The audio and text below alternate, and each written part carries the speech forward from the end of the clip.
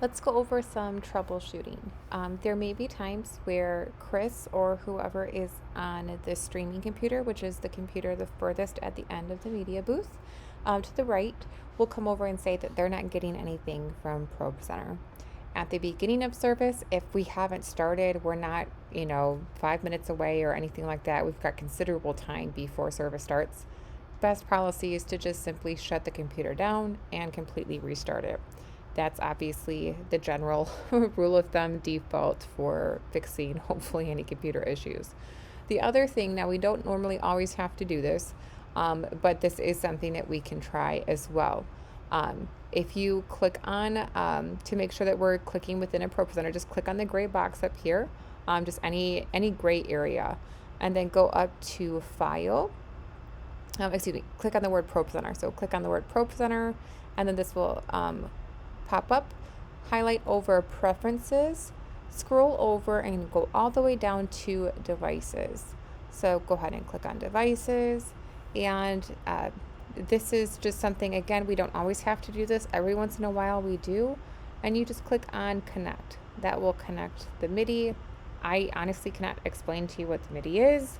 I just know that this works sometimes. So again, we don't really have to do this unless media is saying, the streaming computer is saying that they're not getting something.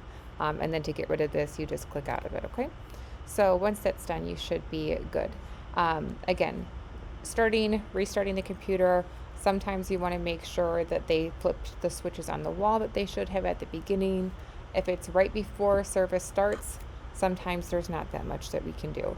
But really, those are the only things that we see from time to time, is maybe that they're not getting something. The only other thing is they might say that if we don't normally stream worship, but if we're streaming worship, they might say that they're not getting lower thirds. What that means is it's a specific look that highlights the words in a way that they can see it on the screen on top of the picture. So if that's the case, it's a look issue. This right here, again, is a look with the mustache and the glasses. We want to make sure that these looks, hopefully I've gone through and changed everything so that it has the right look, but there might be times where I may have missed one. So to add the right look, we're going to go to Audience Looks, and we can see right now that this one's on Worship. So I'm going to change that to be Worship Lower Thirds. To change it or to get rid of the other one, we want to remove an action. We don't want to add an action. So we're going to go down to Edit an action. I can edit the audience look, or I could go in and remove it, but let's just edit it, and we're going to change it to Worship Lower Thirds.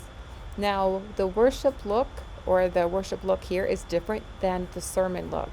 So when we go to a sermon, there's a specific look right here that we want to make sure. So that's why we always click on this slide first before going into the series. And again, it's a countdown timer or a go to next timer, so it automatically clicks it, so you don't really have to worry about it.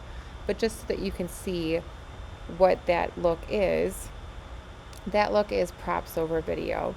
Whenever we're doing slides for a sermon or a speaker, that's the look that we need to have, is props over video. So I think that about covers it really for any other issues. Other than that, make sure that if for some reason you're not getting words on the screen, or you can't see the words on the screen for worship, make sure that you hit the background slide. If you're on a foreground, what a foreground is like this slide. This welcome slide is a foreground, meaning it's closer. So if I go there and I try to do the worship words, you're not really going to see it. So you want to hit the background slide and then try again, and then the word should appear.